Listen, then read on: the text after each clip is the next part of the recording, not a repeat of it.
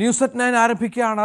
ശബരിമലയിലെ സ്വർണം കട്ട സംഭവത്തിൽ ഏറ്റവും ഒടുവിൽ കേസുമായി മുന്നോട്ട് പോവുകയാണ് ക്രൈംബ്രാഞ്ച്. 10 പേരെ പ്രതികളാക്കി ഇപ്പോൾ കേസ് രജിസ്റ്റർ ചെയ്തിരിക്കുന്നു. പ്രത്യേക അന്വേഷണ സംഘം അന്വേഷണം ആരംഭിക്കും ഉടൻ എന്നാണ് മനസ്സിലാക്കേണ്ടത്. കോടതിയുടെ കർശന നിർദ്ദേശപ്രകാരമായിരിക്കും അന്വേഷണം. കൃത്യമായി കോടതിയിൽ റിപ്പോർട്ടും നൽകേണ്ടതുണ്ട്. ആരൊക്കെ കുടുങ്ങും, ആരൊക്കെ അകത്താകും എന്ന് കാത്തിരുന്ന് കാണാം. ആദ്യം തലക്കെട്ടുകൾ. പേരാമ്പ്രയിലെ പോലീസ് നടപടിയിൽ പ്രതിഷേധം കടുപ്പിച്ച UDF. CPM ഷാഫിയെ വകവരുത്താൻ നോക്കിയത് സ്വർണ്ണക്കൊള്ള മറയ്ക്കാണെന്ന് KC വേണുഗോപാൽ. 6 മാസം കഴിഞ്ഞ് കാണാമെന്ന് റൂറൽ SP-ക്ക് KCയുടെ മുന്നറിയിപ്പ്. അവിടെ വെച്ചിട്ടുണ്ടല്ലോ. ജീവിതാവസാനം വരെ പിണറായി മുഖ്യമന്ത്രിയാവുന്നുള്ള മോഹം ആരെങ്കിലും തന്നിട്ടുണ്ടെങ്കിൽ 6 മാസം കഴിഞ്ഞാൽ നിങ്ങളെ കാണും. പോലീസ് നടപടിയെ ന്യായീകരിച്ച് CPM സംസ്ഥാന സെക്രട്ടറി. സംഘർഷത്തിന്റെ ഭാഗമായിട്ട് ഒരു കേന്ദ്രത്തിലേക്ക് നമ്മൾ എത്തിച്ചേർന്നാൽ ആ സന്ദർഭത്തിൽ ഉണ്ടാകുന്ന നിരവധി സംഭവങ്ങൾ ഉണ്ടാവും. അതിനെ നേരിടാനുള്ള തൻ്റെ ഇടവും അത് ആവശ്യമുള്ള ഒരു ഊർജവും വേണം. അയ്യോ എന്നെ അങ്ങനെ ആക്കി ഇനിയാക്കി നടക്കുക.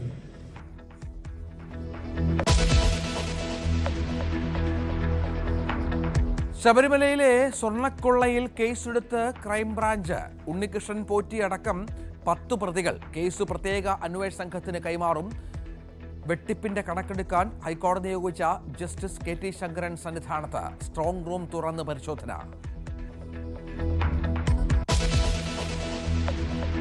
കൊട്ടാരക്കര മഹാഗണപതി ക്ഷേത്രത്തിൽ വീണ്ടും കൃത്രിമ പ്രസാദ നിർമ്മാണം. ദേവസ്വം ഓഫീസിന് സമീപം കൂടുതൽ കവറുകളിൽ കരിപ്രസാദം കണ്ടെത്തി. ദേവസ്വം വിജിലൻസും പോലീസും അന്വേഷണം ആരംഭിച്ചു. 2 വർഷം മുൻപ് മുഖ്യമന്ത്രിയുടെ മകന് ലഭിച്ച ED സമൻസിനെ ചൊല്ലി രാഷ്ട്രീയ വിവാദം. സമൻസ് മുക്കിയതിന് പിന്നിൽ CPM BJP ഡീലെന്ന് കോൺഗ്രസ്. മകന് വന്ന ED നോട്ടീസ് പിണറായി പൂഴ്ത്തിയെന്ന് KC വേണുഗോപാൽ. കേന്ദ്ര ആഭ്യന്തരമന്ത്രി അമിത്ഷായുടെ മുന്നിൽ പഞ്ചപുരുഷം അടക്കി കേരളത്തിലെ മുഖ്യമന്ത്രി ഇങ്ങനെ കൈ പിടിച്ചുകൊണ്ടിരിക്കുന്ന ചിത്രവും കണ്ടു കേരളീയർ. അത് അദ്ദേഹത്തിന് വീട്ടിൽ പോയിട്ടാകട്ടെ. മുഖ്യമന്ത്രിയെ രാഷ്ട്രീയമായി നേരിടാൻ കഴിയാത്തവർ കുടുംബത്തെ അപകീർത്തിപ്പെടുത്തുന്നുവെന്ന് V ശിവൻകുട്ടി.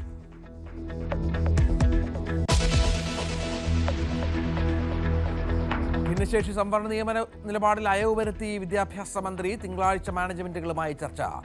തീരുമാനം ചങ്ങനാശ്ശേരി ആർച്ച് ബിഷപ്പുമായുള്ള കൂടിക്കാഴ്ചയിൽ. സന്ദർശനം സൗഹാർദ്ദപരമെന്ന് മന്ത്രി V ശിവൻകുട്ടി.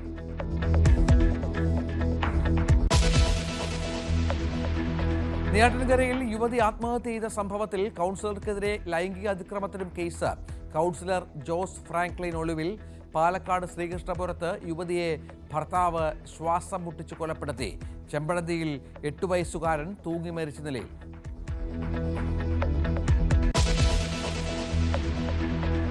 ബീഹാറിൽ സീറ്റ് വിഭജന ചർച്ച അവസാന ഘട്ടത്തിൽ. NDA സീറ്റുകളിൽ നാളെ പ്രഖ്യാപനം. മഹാസഖ്യത്തിൽ ചർച്ച തുടർന്നു. 100 സീറ്റുകളിൽ മത്സരിക്കുമെന്ന് OIC.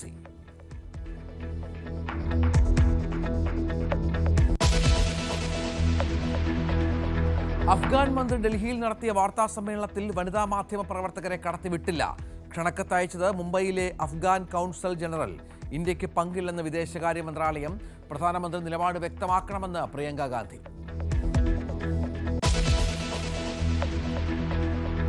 ചൈന അമേരിക്ക ബന്ധം വീണ്ടും വഷളാകുന്നു. ചൈനീസ് ഇറക്കുമതിക്ക് 1-ാം തീയതി മുതൽ 100% തീരുവ ഏർപ്പെടുത്തുമെന്ന് ട്രംപ്. സോഫ്റ്റ്വെയർ കയറ്റുമതിക്കും നിയന്ത്രണം. ഷീ ജിൻപിങ്ങുമായുള്ള കൂടിക്കാഴ്ച ഒഴിവാക്കിയേക്കും.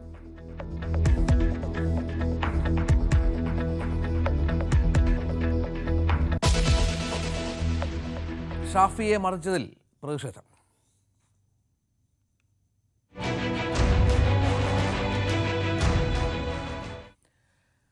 ഷാഫി പറമ്പിൽ MP അദ്ദേഹത്തെ തല്ലിയ സംഭവം ഇന്നലെ മുതൽ തന്നെ വലിയ രാഷ്ട്രീയ വിവാദമാണ് കേരളത്തിൽ. ആദ്യം CPM-ഉം പോലീസുമൊക്കെ പറയുന്നത് ഷാഫിയെ അടിച്ചില്ല എന്നാണ്. ദൃശ്യങ്ങൾ ഇന്ന് പുറത്തു വരികയാണ്. കോഴിക്കോട് ഉൾപ്പെടെ സംസ്ഥാനത്തിൻ്റെ വിവിധ ജില്ലകളിൽ വ്യാപകമായ പ്രതിഷേധമുണ്ടായി എന്നുള്ളതാണ് ഏറ്റവും പ്രധാനപ്പെട്ട വിവരം. പേരാമ്പ്രയിൽ നടന്ന സംഗമത്തിൽ പ്രവർത്തകരും പോലീസുമായി ഉണ്ടായ തർക്കം സംഘർഷത്തിൽ കലാശിച്ചു. Rural SP KE ബൈജുവിനെതിരെ KC Venugopal ഉൾപ്പെടെ രൂക്ഷമായ ഭാഷയിൽ പ്രതികരിച്ചു. ഷാഫിയെ തല്ലിയവരുടെ സംരക്ഷണം വേണ്ടെന്ന നിലപാടെടുത്ത UDF പ്രവർത്തകർ പോലീസിനെ തള്ളിമാറ്റി. ദൃശ്യങ്ങളിലേക്ക് ഒന്ന് പോകാം.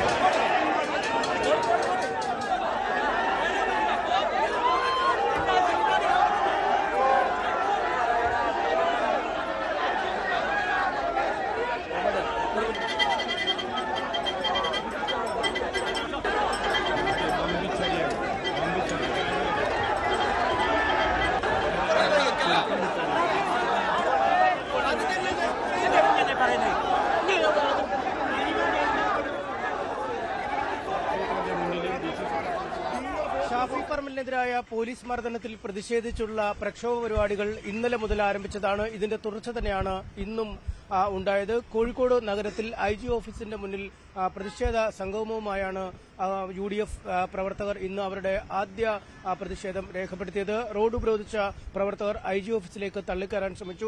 പിന്നീട് നേതാക്കൾ ഇടപെട്ടാണ് പ്രവർത്തകരെ പിന്തിരിപ്പിച്ചത്. എന്തായാലും വലിയ സംഘർഷമാണ് അവിടെ ഒഴിവായത്. നിരവധി നേതാക്കളാണ് ഇന്ന് ഷാഫി പറമ്പലിനെ കാണാനായി അദ്ദേഹം ചികിത്സയിൽ കഴിയുന്ന ആശുപത്രിയിലെത്തുകയും ചെയ്തത്. അദ്ദേഹത്തിന്റെ ആരോഗ്യനില വ്യക്തമാക്കിയുള്ള മെഡിക്കൽ ബുള്ളറ്റിനും പുറത്തിറങ്ങി. അദ്ദേഹത്തിന്റെ മൂക്കിന് ഒടിവ് ഉണ്ട് എന്ന് റിപ്പോർട്ടുകൾ പുറത്തുവന്നു. അടിയന്തര ശസ്ത്രക്രിയ നടത്തിയ ശേഷം അദ്ദേഹം ഇപ്പോൾ ICUവിൽ തന്നെ ചികിത്സയിൽ തുടരുകയാണ്.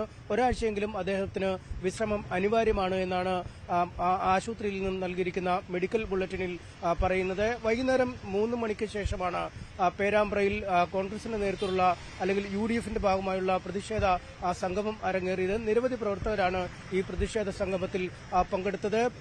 മുഖ്യമന്ത്രി പിണറായി വിജയൻ വിഷയം മാറ്റുന്നതിന്റെ ഭാഗമായാണ് പോലീസിനെ ഉപയോഗിച്ച് UDF പ്രവർത്തകരെ ആക്രമിക്കുന്നതെന്ന് ഈ സംഗമം ഉദ്ഘാടനം ചെയ്ത KC വേണുഗോപാൽ MP കുറ്റപ്പെടുത്തി. ഷാഫി പറമ്പലിന് നേരെ അക്രമം അഴിച്ചുവിട്ടുവെന്ന് ആരോപിച്ച് പോലീസ് ഉദ്യോഗസ്ഥർക്കെതിരെ റൂറൽ SP ബൈജു അടക്കമുള്ളവർക്കെതിരെ ഭീഷണി മുഴക്കാനും KC വേണുഗോപാൽ മറന്നില്ല. സംഗമത്തിൽ പങ്കെടുത്ത മറ്റ് നേതാക്കളും പോലീസിന്റെ നടപടിക്കെതിരെ ആഞ്ഞടിച്ചു.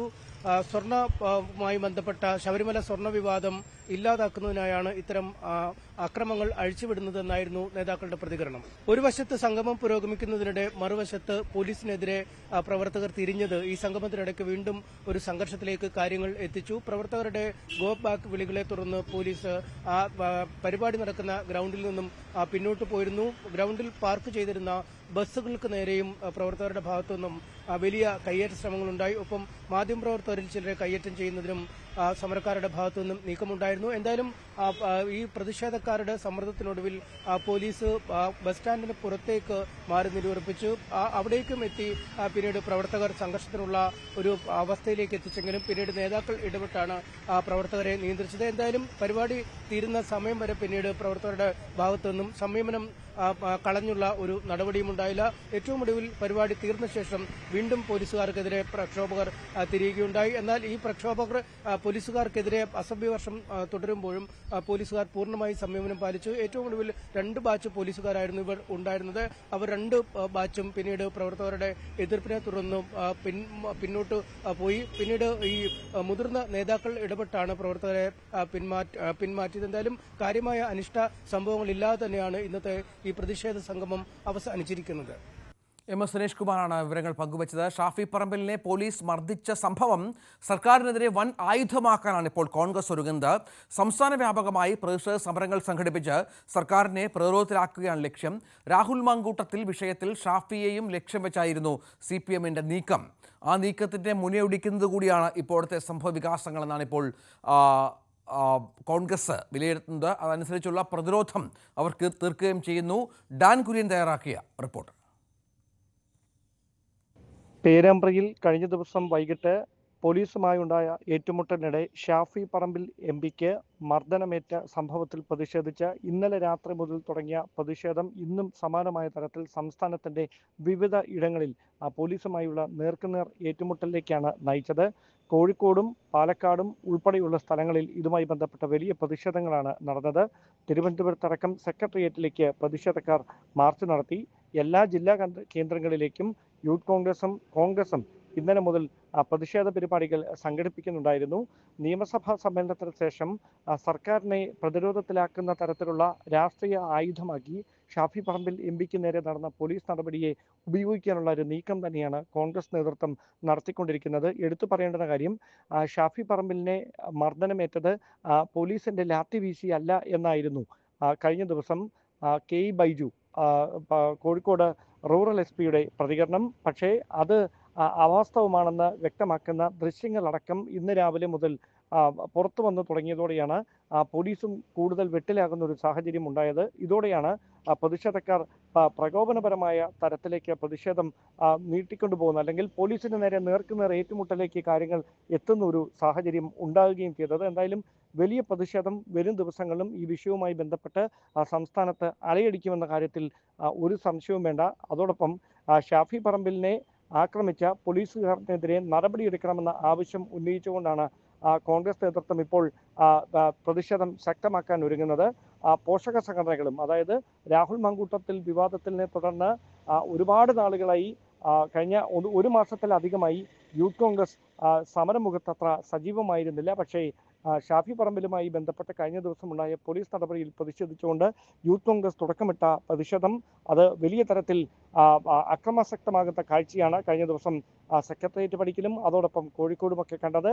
അത് വരും ദിവസങ്ങളിലും സജീവമായി തന്നെ ഈ വിഷയം നിലനിർത്തിക്കൊണ്ട് സംഘടനയെ കൂടുതൽ ബലവത്താക്കി മാറ്റാനുള്ളൊരു നീക്കത്തിലേക്ക് നേതൃത്വം എത്തുന്ന ഒരു സാഹചര്യത്തിലേക്ക് കൂടി ഈ ഷാഫി പറമ്പിലുമായി ബന്ധപ്പെട്ടുണ്ടായ പുതിയ വിവാദങ്ങൾ പോലീസ് നടപടി വഴിവെച്ചിരിക്കുകയാണ്. സംഭവത്തിൽ Kozhikode rural S P KE ബൈജുവിൻ്റെ വസതിയിലേക്ക് യൂത്ത് കോൺഗ്രസ് പ്രതിഷേധമുണ്ടായിന്ന് Kozhikode rural S P KE ബൈജുവിൻ്റെ ചേർത്തലയിലെ വസതിയിലേക്കാണ് യൂത്ത് കോൺഗ്രസ് പ്രവർത്തകർ മാർച്ച് നടത്തിയത്. ബൈജുവിൻ്റെ കോലം കത്തിച്ചു. യൂത്ത് കോൺഗ്രസ് ടൗൺ വെസ്റ്റ് മണ്ഡലം കമ്മിറ്റിയുടെ നേതൃത്വത്തിൽ നടത്തിയ പരിപാടിയിൽ വെസ്റ്റ് മണ്ഡലം പ്രസിഡന്റ് UK അനന്തകൃഷ്ണൻ അധ്യക്ഷത വഹിച്ചു.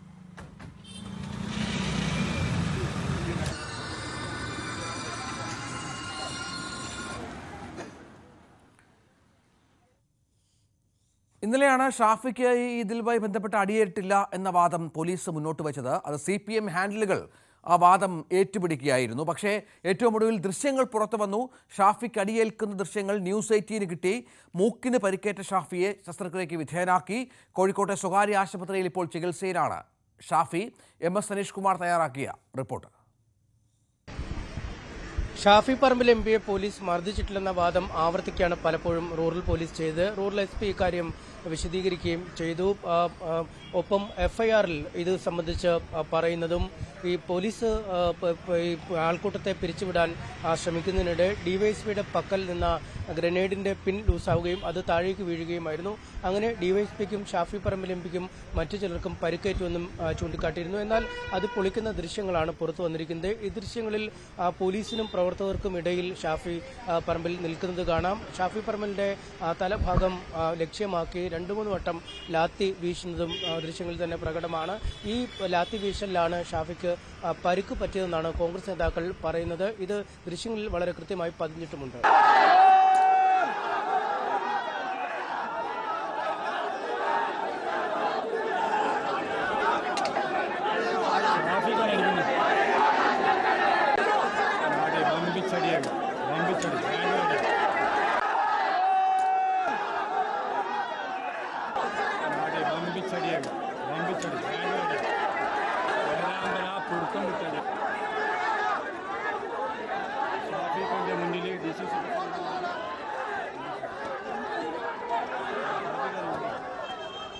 ഷാഫി പറമ്പിലിന്റെ മൂക്കിനാണ് ഈ ലാത്തിയടിയിൽ പരിക്കേറ്റത്. മൂക്കിൽ നിന്നും രക്തം വാർന്ന് പുറത്തേക്ക് വരികയും പിന്നീട് പേരാമ്പ്രയിൽ നിന്നും കോഴിക്കോട്ടെ സ്വകാര്യ ആശുപത്രിയിൽ എത്തിച്ച് അദ്ദേഹത്തെ പ്രവേശിക്കുകയും ചെയ്തു. അദ്ദേഹത്തിന്റെ മൂക്കിന് പൊട്ടലുണ്ട് എന്നാണ് വിശദമായ പരിശോധനയിൽ കണ്ടെത്തിയത്. തുടർന്ന് പുലർച്ചയോടുകൂടി അടിയന്തരമായി ശസ്ത്രക്രിയ ചെയ്യുകയും ചെയ്തിരുന്നു. പിന്നീട് അദ്ദേഹം അതിതീവ്ര പരിചരണ വിഭാഗത്തിലാണ് ഇപ്പോൾ ചികിത്സയിൽ കഴിയുന്നത്. ശ്വാസതടസ്സമടക്കമുള്ള പ്രശ്നങ്ങൾ അദ്ദേഹം നേരിടുന്നു.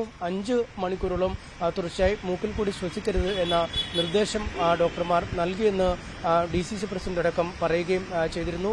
ഇടതു നേതാക്കൾ ഷാഫിയുടെ ഷോയാണ് നടക്കുന്നതെന്ന ആരോപണവുമായി ഇന്നലെ തന്നെ രംഗത്ത് വന്നിരുന്നു. എന്നാൽ ആശുപത്രി അധികൃതർ പറയുന്ന വിവരങ്ങൾ അനുസരിച്ച് തന്നെ ഷാഫിയുടെ മൂക്കിന് ഗുരുതരമായ പ്രശ്നങ്ങളുണ്ട്. അതുകൊണ്ട് ഇത്തരം ആരോപണം ഉന്നയിച്ചവർ മാപ്പ് പറയണമെന്നും അവർ മുന്നോട്ട് വെച്ചിരിക്കുകയാണ്. എന്തായാലും വലിയ സംഘർഷമാണ് പോലീസും പ്രവർത്തകരും തമ്മിൽ ആ സമയത്തുണ്ടായത്. പോലീസ് പലവട്ടം ഗ്രനേഡ് പ്രയോഗിക്കുകയും പിന്നീട് ലാത്തി വീശി പ്രവർത്തകരെ പിരിച്ചുവിടാൻ ശ്രമിക്കുകയുമായിരുന്നു. എന്നാൽ ലാത്തി വീശിയില്ല എന്ന പോലീസിന്റെ വാദങ്ങൾ അങ്ങേയറ്റം അടിസ്ഥാനരഹിതമാണ്. കുറ്റക്കാരായ ഉദ്യോഗസ്ഥർക്കെതിരെ നടപടി സ്വീകരിക്കണമെന്നും കോൺഗ്രസ് ആവശ്യപ്പെടുന്നു. നടപടിയെടുക്കാനായി ഉന്നതർ തയ്യാറായില്ലെങ്കിൽ ഈ ഉദ്യോഗസ്ഥരുടെ വീടുകളിലേക്ക് മാർച്ച് നടത്തുമെന്ന മുന്നറിയിപ്പും കോൺഗ്രസിന്റെ ഭാഗത്തുനിന്നും നൽകുന്നുണ്ട്. Safety check? All done, ma'am. Spaceship mein 6 airbags हैं. Experience a space that's out of this world with the Maruti Suzuki WagonR. Space for life. ഇന്നത്തെ പഞ്ച് ഡയലോഗ് അതിലേക്ക് പോകാം.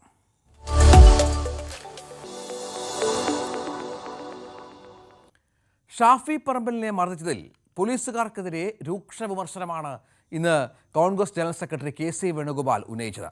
കോഴിക്കോട് റൂറൽ SP KE ബൈജുവിന് എതിരായ KCയുടെ പ്രതികരണമാണ് പഞ്ച് ഡയലോഗ്. മറ്റൊന്നുമല്ല, 6 മാസം കാത്തിരിക്കാം, 6 മാസം കഴിഞ്ഞ് ഭരണം മാറും, എന്നും പിണറായി കേരളത്തിൻ്റെ മുഖ്യമന്ത്രിയാവില്ല, ബൈജു നിന്നെ കാണിച്ചു തരാം എന്നാണ് KC പറഞ്ഞത്. പ്രവീണിനോട് അവിടെ 50 പേര് ആയുധങ്ങളായിട്ട് നിൽക്കുകയാണ്. അവിടെ ഈ ശക്തിയുണ്ട്, അവിടെ ഈ കുറുവടിയുണ്ട്. അപ്പൊ ഈ ജാഥ അങ്ങോട്ട് പോവാതിരിക്കുന്നതാണ് നല്ലത് എന്നുള്ള ഒരു ഉപദേശം DCC പ്രസിഡന്റിന്. ഉളുപ്പുണ്ടോ കാക്കിക്കുപ്പായിട്ട് നടക്കാൻ? ഉളുപ്പുണ്ടോ? നിങ്ങൾ സംരക്ഷണം കൊടുത്തൊരു ജാഥ നടപ്പിലാക്കുന്നതിന് ആരെങ്കിലും എതിർക്കുന്നില്ലെങ്കിൽ, 50 പേരുണ്ടെങ്കിൽ, ഇവിടെയാണോ കാവൽ വേണ്ടത്? അല്ല 50 പേർക്കാണോ നിങ്ങൾ കാവൽ നടത്തേണ്ടത്? ആ 50 പേരെയും അറസ്റ്റ് ചെയ്ത് ഈ ജാഥ നടത്താൻ സുഖമായ അവസരം ഒരുക്കേണ്ട പോലീസ് 50 പേരെ കാണിച്ച് ഞങ്ങളെ ആളെ പേടിപ്പിക്കുകയാണ് ചെയ്തത്. വൈകുന്നേരം ഞാൻ കേട്ടു ഒരു SP പറയുന്നത് അങ്ങനെ ഒരു സംഭവം നടന്നിട്ടേ ഇല്ല, ഞങ്ങൾ MPയെ ആക്രമിച്ചിട്ടേ ഇല്ല. മിസ്റ്റർ ബൈജു മോനെ, ആ കാക്കിക്കുപ്പായം അവിടെ വെച്ചിട്ടുണ്ടല്ലോ. ജീവിതാവസാനം വരെ പിണറായി മുഖ്യമന്ത്രിയാവുന്നുള്ള മോഹം ആരെങ്കിലും തന്നിട്ടുണ്ടെങ്കിൽ 6 മാസം കഴിഞ്ഞാൽ നിങ്ങളെ കാണും. 6 മാസം കഴിഞ്ഞാൽ, ഏപ്രിൽ മാസം കഴിഞ്ഞാൽ മിസ്റ്റർ ബൈജു നിങ്ങളെ ഞങ്ങൾ കാണും. മറ്റൊരു പഞ്ച് ഡയലോഗ് ഗണേഷ് കുമാറിൻ്റെ പ്രസ്താവനയാണ്. നമുക്കറിയാം, വെള്ളാപ്പള്ളിയും ഗണേഷ് കുമാറും തമ്മിലുള്ള സൗഹൃദവും ബന്ധവുമൊക്കെ കേരള രാഷ്ട്രീയം ഒരുപാട് തവണ ചർച്ച ചെയ്താണത്. ഇന്ന് വെള്ളാപ്പള്ളി ഗണേഷ് കുമാർ എന്തുകൊണ്ട് രാജിവെക്കുന്നില്ല, ഈഴവനായതുകൊണ്ടാണോ നിങ്ങൾ ദേവസ്വം മന്ത്രിയുടെ രാജി ആവശ്യപ്പെടുന്നത് എന്ന് പരാമർശിച്ചിരുന്നു. ഇതിൽ പരിഹാസവുമായി മന്ത്രി KB ഗണേഷ് കുമാർ രംഗത്ത് വന്നു. പണ്ട് മുതൽക്കേ തന്നോട് പ്രത്യേക സ്നേഹമുള്ള ആളാണ്, തൻ്റെ പേര് പറയുന്തോറും പുള്ളിക്ക് പുണ്യം കിട്ടുമെന്നും ഗണേഷ് കുമാർ പ്രതികരിച്ചു. അദ്ദേഹത്തിന് വായിക്കുമ്പോൾ പറയുന്നില്ല, ഒന്നും കാര്യമില്ല. അദ്ദേഹത്തിന് എന്നോട് സ്നേഹം കൊണ്ട് പറയുന്നില്ല. എന്റെ പേര് ഇപ്പോഴും പറഞ്ഞുകൊണ്ടിരിക്കുക അദ്ദേഹത്തിന് ഇഷ്ടമാണ്. അപ്പൊ പറയട്ടെ, അതിന്റെ കുഴപ്പം എന്താ? ഈ നമശിവായ എന്ന് പറഞ്ഞുകൊണ്ടിരിക്കുന്ന ആൾക്കാർക്ക് ഇഷ്ടമില്ല, അതുപോലെ പറയാം. മോക്ഷം കിട്ടട്ടെ എന്ന് പറയാനില്ല, എന്റെ പേര് ദൈവനാമമല്ലേ, മോക്ഷം കിട്ടും, അത്രയും വേറെ കുഴപ്പമൊന്നും. എന്റെ പേര് എപ്പോഴും പറയുമ്പോൾ മോക്ഷം. സ്വർണ്ണക്കൊള്ളയിൽ കേസെടുത്തു.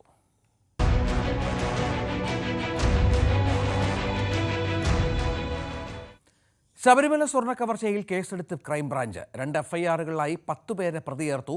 ഉണ്ണികൃഷ്ണൻ പോറ്റിയാണ് 1ാം പ്രതി. VV വിനോദ് വിവരങ്ങൾ പങ്കുവെക്കും. വിനോദ്, ഏറ്റവും ഒടുവിൽ കേസിലേക്ക് കാര്യങ്ങൾ പോവുകയാണ്. പക്ഷേ അപ്പോഴും ഉണ്ണികൃഷ്ണൻ പോറ്റിയും മറ്റ് 9 പേരും അല്ലേ പ്രതികൾ. കൂടുതൽ എന്തെങ്കിലും ടേംസ് ഓഫ് റെഫറൻസ്, അന്വേഷണത്തിൻ്റെ കൂടുതൽ വിഷയങ്ങൾ അത്തരം എന്തെങ്കിലും നമുക്ക് വ്യക്തമായിട്ടുണ്ടോ? രഞ്ജിത്ത്, പൂർണ്ണമായും ഹൈക്കോടതിയുടെ നിരീക്ഷണത്തിലാണ് കാര്യങ്ങൾ ഇപ്പോൾ മുന്നോട്ട് പോകുന്നത്. നേരത്തെ തന്നെ ദേവസ്വം വിജിലൻസിൻ്റെ പരിശോധന ഉണ്ടായിരുന്നു. ആ റിപ്പോർട്ട് കോടതിക്ക് കൈമാറി, അതോടൊപ്പം തന്നെ സർക്കാരിനും കൈമാറിയിരുന്നു. ആ ഘട്ടത്തിൽ തന്നെ പ്രത്യേക അന്വേഷണ സംഘത്തിന് സർക്കാർ രൂപം നൽകി. ഇപ്പോൾ ആ സംഘം, ക്രൈംബ്രാഞ്ച് മേധാവിയാണ് ആ സംഘത്തിന് നേതൃത്വം നൽകുന്നത്. ക്രൈംബ്രാഞ്ചാണ് ഇന്നിപ്പോൾ 2 FIRകൾ രജിസ്റ്റർ ചെയ്തിട്ടുള്ളത്. ഇതിൽ ഉണ്ണികൃഷ്ണൻ പോറ്റി 1ാം പ്രതിയാണ്. മറ്റ് 9 പേർ കൂടിയുണ്ട്. ദേവസ്വം ബോർഡിലെ ജീവനക്കാരും മുൻ ജീവനക്കാരും അടക്കം ഇതിൽ പ്രതിയാണ്. പക്ഷേ ഇതിലൊരു രാഷ്ട്രീയ നേതാവോ അല്ലെങ്കിൽ അങ്ങനെ ഒരു രാഷ്ട്രീയ ആരോപണങ്ങൾ പല വശങ്ങളിൽ നിന്ന് ഉയരുന്നെങ്കിലും അങ്ങനെ ഏതെങ്കിലും ഒരു നേതാവിൻ്റെ പേരോ മറ്റോ ഈ FIRൽ രേഖപ്പെടുത്തിയിട്ടില്ല. അതോടൊപ്പം തന്നെയാണ് സ്മാർട്ട് ക്രിയേഷൻസ്, അവരെ ഇപ്പോൾ FIRൽ പ്രതി ചേർത്തിട്ടില്ല. പക്ഷേ നേരത്തെ ഉള്ള നിലപാടിൽ നിന്ന് സ്മാർട്ട് ക്രിയേഷൻ പിന്നാക്കം പോകുന്നൊരു സാഹചര്യം ഉണ്ടായിരുന്നു. അതായത് ഒരിക്കൽ ചെമ്പുപാളിയിൽ സ്വർണം പൂശി നൽകിയാൽ പിന്നീട് തങ്ങളുടെ സ്ഥാപനം അത്തരം നടപടി ചെയ്യില്ല എന്ന ഒരു കാര്യമാണ് അവർ പറഞ്ഞിരുന്നത്. പക്ഷേ ഇപ്പോൾ ആ നിലപാടിൽ മാറ്റം വരുത്തി വീണ്ടും ഈ സ്വർണം പൂശിയ പാളി കൊണ്ടുചെന്നപ്പോൾ അതിൽ വീണ്ടും സ്വർണം പൂശിയെന്നും അതിൽ അവശേഷിച്ച പൂശിയതിനു ശേഷം അവശേഷിച്ച സ്വർണം കൈമാറിയെന്നുമൊക്കെയാണ് അവരുടെ നിലപാട്. പക്ഷേ അത് പൂർണ്ണമായും വിശ്വാസയോഗ്യമല്ല.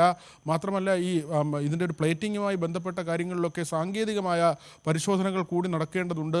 സ്വർണം അതിൽ പതിച്ചതാണ്. ആ പതിച്ച സ്വർണം ശബരിമലയിൽ വെച്ച് തന്നെയാണോ ഇളക്കിയത്, അല്ലെങ്കിൽ ഇവിടെ നിന്ന് ചെമ്പുപാളിയോടുകൂടി കൊണ്ടുപോയി അവിടെ വെച്ച് മാറ്റുകയായിരുന്നു, ഇത് എവിടെയെല്ലാം കൊണ്ടുപോയി എന്നതടക്കമുള്ള കാര്യങ്ങളിൽ വിശദമായ പരിശോധന നടക്കേണ്ടതുണ്ട്. പക്ഷേ ഒരു സ്റ്റേറ്റ് ഏജൻസി അന്വേഷിക്കുമ്പോൾ പ്രതിപക്ഷം അടങ്ങിയിരിക്കുമോ അല്ലെങ്കിൽ BJPയുടെ ഭാഗത്ത് നിന്ന് അവരൊരു തൃപ്തി പ്രകടിപ്പിക്കുമോ എന്നതിലൊക്കെ കാര്യങ്ങൾ അവശേഷിക്കുന്നുണ്ട്. പക്ഷേ ഹൈക്കോടതിയുടെ നിരീക്ഷണത്തിലാണ്. ഇതിൽ സർക്കാരിന് പ്രത്യേകിച്ച് ഇടപെടൽ സാധ്യമല്ല.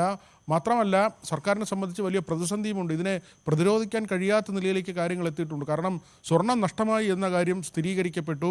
എങ്കിൽ എങ്ങനെ നഷ്ടമായി? ഉണ്ണികൃഷ്ണൻ പോറ്റിയെ നിയോഗിച്ചതാര്? പത്മകുമാറിൻ്റെ മകന് അങ്ങനെ ഒരു സ്പോൺസറായി വരാൻ കഴിഞ്ഞത് എന്തുകൊണ്ട്? തുടങ്ങി ഒട്ടനവധി ചോദ്യങ്ങൾ അവശേഷിക്കുന്നുണ്ട്. ഇതിനെല്ലാം ഉത്തരം കാണാൻ SITക്ക് കഴിയും എന്ന കാര്യമാണ് സർക്കാർ പറയുന്നത്. പക്ഷേ CBI അന്വേഷണം പോലെ ഉള്ള കാര്യങ്ങളിലേക്ക് കാര്യങ്ങൾ ഇനി എത്തുമോ എന്നതുകൂടി കണ്ടറിയണം. രഞ്ജിത്ത്, വിനോദാണ് വിവരങ്ങൾ പങ്കുവച്ചത്. സ്വർണ്ണപ്പാളി മോഷണ വിവാദത്തിനിടെ കണക്കെടുപ്പിനായി ഹൈക്കോടതി നിയോഗിച്ച ജസ്റ്റിസ് KT ശങ്കരൻ സന്നിധാനത്തെത്തി.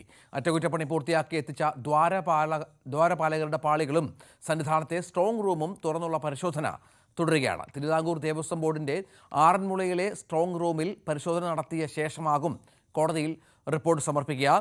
തിരുവാഭരണ കമ്മീഷണർ അടക്കമുള്ള ഉദ്യോഗസ്ഥർ ജസ്റ്റിസ് KT ശങ്കരന് ഒപ്പമുണ്ട്. സ്വർണ്ണപ്പാളി വിവാദവുമായി ബന്ധപ്പെട്ടുള്ള പരിശോധനകൾ സന്നിധാനത്ത് തുടരുകയാണ്. കോടതി നിർദ്ദേശിച്ചനുസരിച്ച് ജസ്റ്റിസ് KT ശങ്കരന്റെ നേതൃത്വത്തിലാണ് പരിശോധനകൾ തുടരുന്നത്. സന്നിധാനത്തെ സ്ട്രോങ് റൂം തുറന്നാണ് ഈ രേഖകൾ പ്രധാനമായും പരിശോധിക്കുന്നത്. ഏതായാലും നിലവിലത്തെ സാഹചര്യത്തിൽ വലിയ വിവാദമായ കേസായതുകൊണ്ട് തന്നെ നിർണായകമായ പരിശോധനയാണ്, കോടതിയുടെ നിരീക്ഷണത്തോടു കൂടിയുള്ള പരിശോധനയാണ് സന്നിധാനത്ത് നടക്കുന്നത്. ഇന്നലെയാണ് ജസ്റ്റിസ് KT ശങ്കരൻ പമ്പയിലെത്തിയത്. തുടർന്ന് ഇന്ന് രാവിലെ സന്നിധാനത്തെത്തുകയും ദേവസ്വം കമ്മീഷണർ അടക്കമുള്ള തിരുവാഭരണ കമ്മീഷണർ അടക്കമുള്ള ആളുകളുടെ സാന്നിധ്യത്തിലാണ് പരിശോധനകൾ തുടരുന്നത്. എല്ലാ രേഖകളും പരിശോധിക്കും. സ്വർണ്ണമടക്കമുള്ള കാര്യങ്ങൾ, ദേവന് ലഭിച്ച സ്വർണ്ണമടക്കമുള്ള കാര്യങ്ങൾ, സ്വത്തുവകകൾ, ഇതെല്ലാം രേഖകൾ പരിശോധിക്കും.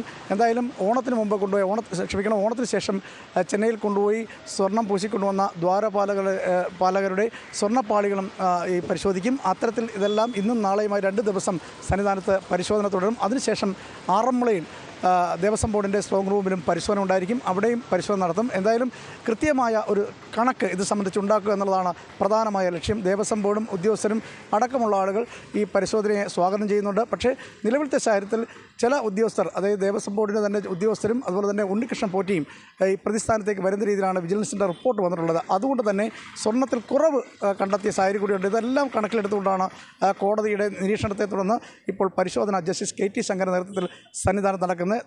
പരിശോധന പുരോഗമിച്ചു വരികയാണ്. എന്തായാലും ഇന്നും നാളെയും സന്നിധാനത്ത് പരിശോധന. നാളെ ആറന്മുളയിൽ സ്ട്രോങ് റൂം പരിശോധിച്ച് അവിടെയും എന്തെങ്കിലും വീഴ്ചകളുണ്ടോ എന്നുള്ള കാര്യം കൂടി രേഖകളെല്ലാം പരിശോധിക്കും. ഇതുവരെ ശബരിമലയിൽ ലഭിച്ചിട്ടുള്ള, ദേവന് ലഭിച്ചിട്ടുള്ള സ്വർണ്ണാഭരണങ്ങൾ, സ്വത്തുക്കൾ, അതുപോലെ തന്നെ മറ്റ് എന്തെങ്കിലും ഭക്തർ സമർപ്പിച്ചിട്ടുള്ള, വഴിപാടായി സമർപ്പിച്ചിട്ടുള്ള കാര്യങ്ങളെല്ലാം ഈ രേഖകളിൽ സൂക്ഷിക്കേണ്ടതാണ്.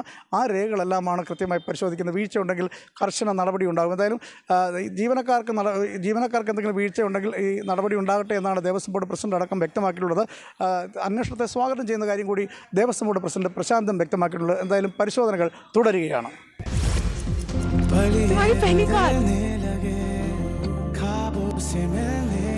ऐसी कई पहली कहानियों में हमेशा आपके साथ ऑल्टो K10. കൊട്ടാരക്കരയിൽ വീണ്ടും കൃത്രിമ പ്രസാദം.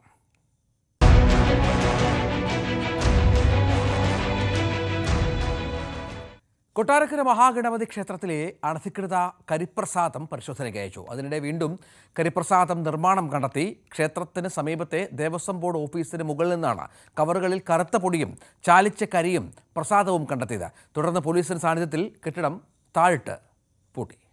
കൊട്ടാരക്കര ഗണപതി ക്ഷേത്രത്തിലെ സമീപത്തുള്ള ഒരു വാടക വീട്ടിൽ നിന്നും ക്ഷേത്രത്തിലേക്കുള്ള പ്രസാദങ്ങൾ നിർമ്മിച്ച് നൽകുന്നതായിട്ടുള്ള കണ്ടെത്തലുകൾ കഴിഞ്ഞ ദിവസം ഉണ്ടായിരുന്നു. ഇതിൽ തുടർന്ന് വലിയ രീതിയിലുള്ള വിവാദങ്ങളായിരുന്നു ഉണ്ടായത്. ഹിന്ദു ഐക്യവേദിയും അതുപോലെ തന്നെ BJP പ്രവർത്തകരടങ്ങും വലിയ രീതിയിലുള്ള പ്രതിഷേധത്തിലേക്ക് നീങ്ങിയ സാഹചര്യം ഉണ്ടായിരുന്നു. ഇന്നും സമാനമായ രീതിയിൽ അത്തരത്തിലുള്ള ഒരു സംഭവം കണ്ടെത്തിയിരിക്കുന്നു. ക്ഷേത്രത്തിൻ്റെ സമീപത്തായിട്ട് തന്നെ ശാന്തിക്കാർ താമസിക്കുന്ന ഒരു മഠമുണ്ട്. ഈ മഠത്തിന് ഏറ്റവും മുകളിലത്തെ നിലയിലാണ് അനധികൃതമായിട്ട് ഇത്തരത്തിലുള്ള പ്രസാദങ്ങൾ നിർമ്മിക്കുന്നതായിട്ടാണ് കണ്ടെത്തിയിരിക്കുന്നത്. കരി കലർത്തിയ പാത്രം, അതുപോലെ തന്നെ ഈ ചന്ദനം, അതുപോലെ തന്നെ ഈ പ്രസാദങ്ങളെല്ലാം തന്നെ കൊടുക്കുവാനായിട്ട് തയ്യാർ ചെയ്ത് വെച്ചാക്കുന്ന തരത്തിലുള്ള വൃത്തിഹീനമായ സാഹചര്യത്തിലാണ് വീണ്ടും അത്തരത്തിലുള്ള ഈ പ്രസാദങ്ങൾ കണ്ടെത്തിയിരിക്കുന്നത്. ഇതാണ് ഭക്ത്യാദരപൂർവ്വം ഭക്തർക്ക് നൽകി വന്നിരുന്നത് എന്നാണ് ഇപ്പോൾ പുറത്തു വരുന്ന വിവരങ്ങൾ. ഇതുമായി ബന്ധപ്പെട്ട് വലിയ രീതിയിലുള്ള പ്രതിഷേധങ്ങളാണ് ഉയർന്നു വന്നിരിക്കുന്നത്. സംഭവത്തിൽ ദേവസ്വം ബോർഡ് അധികൃതർ സ്ഥലത്തെത്തിയിട്ടുണ്ട്. അവരുമായി ചർച്ച നടത്തുന്നുണ്ട്. നടപടിയാണ് ആവശ്യപ്പെടുന്നത്. മേൽശാന്തി അടക്കം ഇതിൽ പങ്കുണ്ട് എന്നാണ് BJP പ്രവർത്തകർ അടക്കം ആരോപിക്കുന്നത്. നിലവിൽ നിരവധി ആരോപണങ്ങൾ മുൻപും ഈ ഗണപതി ക്ഷേത്രവുമായി ബന്ധപ്പെട്ട് ഉണ്ടായിട്ടുണ്ട്. വലിയ രീതിയിലുള്ള ആരോപണങ്ങൾ വീണ്ടും ഉയർന്നു വരുന്ന സാഹചര്യം നിലനിൽക്കുന്നു. കഴിഞ്ഞ ദിവസം ഈ കരിപ്രസാദത്തിനായിട്ട് ഉപയോഗിക്കുന്ന ഉപകരണങ്ങളെല്ലാം തന്നെ കണ്ടെത്തിയിരുന്നു. അതുപോലെ തന്നെ കരിപ്രസാദത്തിൻ്റെ സാമ്പിളുകൾ പരിശോധനയ്ക്കായി അയക്കുകയും ചെയ്തിട്ടുണ്ടായിരുന്നു. ഇതിൻ്റെ എല്ലാം വലിയ രീതിയിലുള്ള വിവാദങ്ങൾ നിലനിൽക്കുമ്പോഴാണ്, അതായത് വിജിലൻസ് അന്വേഷണം വരെ നിലനിൽക്കുന്ന സാഹചര്യത്തിലാണ് ഇന്നും സമാനമായ രീതിയിൽ ഈ കെമിക്കലുകൾ ചാലിച്ചുള്ള പ്രസാദം നിർമ്മിക്കുന്നതായി കണ്ടെത്തിയിരിക്കുന്നത്. ഇതിൽ കൃത്യമായിട്ടൊരു നടപടിയാണ് ഇപ്പോൾ BJP അടക്കം ആവശ്യപ്പെടുന്നത്. ഹിന്ദു സംഘടനകളടക്കം ഇവിടെ വലിയ രീതിയിലുള്ള പ്രതിഷേധത്തിലേക്ക് നിൽക്കുന്നു. കൃത്യമായിട്ടുള്ളൊരു അന്വേഷണമാണ് ആവശ്യപ്പെടുന്നത്. സംസ്ഥാനത്തെ വിവിധ ക്ഷേത്രങ്ങളിൽ നിന്ന് ഇതുമായി ബന്ധപ്പെട്ട വാർത്തകൾ വരുന്നുണ്ട്. തട്ടിപ്പുകളുണ്ട്, മോഷണമുണ്ട്. ഈ ശബരിമല വിവാദം, സ്വർണ്ണമോഷണ വിവാദമൊക്കെ വന്നതിന് ശേഷമാണ് പലതരത്തിലുള്ള അന്വേഷണങ്ങൾ ഭക്തരുടെ ഭാഗത്തുനിന്നുണ്ടാകുന്നത് എന്നുകൂടി വ്യക്തമാകുന്നുണ്ട്. കാസർഗോഡ് തൃക്കണ്ണാട് ശ്രീ ത്രയംബകേശ്വര ക്ഷേത്രത്തിൽ കാണാതായ സ്വർണം ഇനിയും വീണ്ടെടുക്കാനായിട്ടില്ല. ദേവസ്വം ഓഡിറ്റിൽ സ്വർണ്ണാഭരണം മോഷണം പോയതായി റിപ്പോർട്ടുണ്ടെങ്കിലും മലബാർ ദേവസ്വം ബോർഡ് നടപടി സ്വീകരിക്കുന്നില്ല എന്നാണ് ആക്ഷേപം. ക്ഷേത്രങ്ങളിലെ ഓഡിറ്റ് റിപ്പോർട്ടിലെ മുഴുവൻ വിവരങ്ങളും പുറത്തുവിടണമെന്ന ആവശ്യവുമായി BJP രംഗത്ത് വന്നു. തൃക്കണ്ണാട് ത്രയംബകേശ്വര ക്ഷേത്രത്തിൽ നിന്ന് 13 വർഷം മുൻപ് കാണാതായ സ്വർണം ഇനിയും വീണ്ടെടുക്കാനായിട്ടില്ല. ഭണ്ഡാരത്തിൽ നിന്ന് ലഭിച്ച സ്വർണമാണ് കാണാതായത്. ആഭരണം ലഭിച്ചതായി ദേവസ്വം രജിസ്റ്ററിലുണ്ട്. എക്സിക്യൂട്ടീവ് ഓഫീസറും Malabar Devaswom board employees union CITU Kasaragod ജില്ലാ സെക്രട്ടറിയുമായിരുന്ന TM സത്യനാരായണന് നേരെയാണ് ഗുരുതര ആരോപണമുയരുന്നത്. 14.670 ഗ്രാം സ്വർണം കാണാനില്ലെന്ന് 2011-12 സംസ്ഥാന ഫണ്ട് ഓഡിറ്റ് റിപ്പോർട്ടിൽ രേഖപ്പെടുത്തിയിരുന്നു. ഇടത് യൂണിയൻ അംഗമായ എക്സിക്യൂട്ടീവ് ഓഫീസറുടെ കാലത്ത് സംഭവം നടന്നതിനാലാണ് നടപടി ഉണ്ടാകാത്തതെന്നും ക്ഷേത്രങ്ങളുടെ ഓഡിറ്റ് റിപ്പോർട്ട് സർക്കാർ പൂഴ്ത്തിവെക്കുകയാണെന്നും BJP കോഴിക്കോട് മേഖലാ സെക്രട്ടറി അഡ്വക്കേറ്റ് ശ്രീകാന്ത് ആരോപിച്ചു. ഇതിപ്പോൾ പുറത്തു വന്നിരിക്കുന്നത് ഈ ഭാഗത്ത് തൃക്കണ്ണാട് ക്ഷേത്രത്തിൻ്റെ മാത്രമാണ്. ഈ റിപ്പോർട്ട് പൂഴ്ത്തിവെച്ചിരിക്കുകയാണ്. ഈ സ്റ്റേറ്റ് ഓഡിറ്റ് വിഭാഗത്തിൻ്റെ ദേവസ്വം വിങ്ങിൻ്റെ ഓഡിറ്റ് റിപ്പോർട്ട് സമർപ്പിച്ചിട്ടും ഇത് പുറത്തു വന്നിട്ടില്ല, നടപടിയെടുത്തിട്ടില്ല. അതുകൊണ്ട് ഈ മലബാർ ബോർഡിൻ്റെ കീഴിലുള്ള എല്ലാ ക്ഷേത്രങ്ങളുടെയും സ്വർണ്ണാഭരണങ്ങളും അതുപോലെ തന്നെ ഫണ്ട് സംബന്ധിച്ചുള്ള റിപ്പോർട്ട്, ഓഡിറ്റ് റിപ്പോർട്ട് പുറത്തു വിടാൻ, പരസ്യപ്പെടുത്താൻ അധികൃതർ തയ്യാറാകണമെന്ന് ആവശ്യപ്പെടുകയാണ്. ഇത് ഭക്തജനങ്ങളുടെ അവകാശമാണ്. ആ അവകാശം കാത്തുസൂക്ഷിക്കാനും അമ്പലങ്ങളിലെ ക്ഷേത്രങ്ങളുടെ ഭരണം സുതാര്യത വരുത്താനും ഈ കട്ട് കൊണ്ടുപോകുന്നത് അവസാനിപ്പിക്കാനും ഇത് ആവശ്യമാണെന്ന് ഞങ്ങൾ കരുതുകയാണ്. സ്വർണത്തിന്റെ വിപണി വില സത്യനാരായണൻ അടയ്ക്കണമെന്നായിരുന്നു ദേവസ്വം കമ്മീഷണറുടെ നിർദ്ദേശം. ഇതിനിടെ ക്ഷേത്രത്തിൽ ആരോപണ വിധേയനായ ഉദ്യോഗസ്ഥൻ മറ്റു ക്ഷേത്രങ്ങളിലും അഴിമതി നടത്തിയതായ ആരോപണത്തിൽ മലബാർ ദേവസ്വം കമ്മീഷണറുടെ നേതൃത്വത്തിൽ അന്വേഷണം നടക്കുന്നുണ്ട്. ന്യൂസ് 18 കാസർഗോഡ്. ഇടവേള.